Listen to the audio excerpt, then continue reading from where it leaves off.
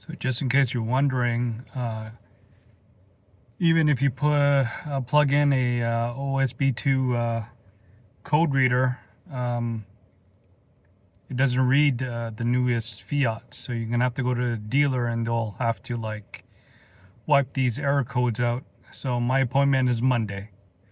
Keep you guys up to date. Have a good day.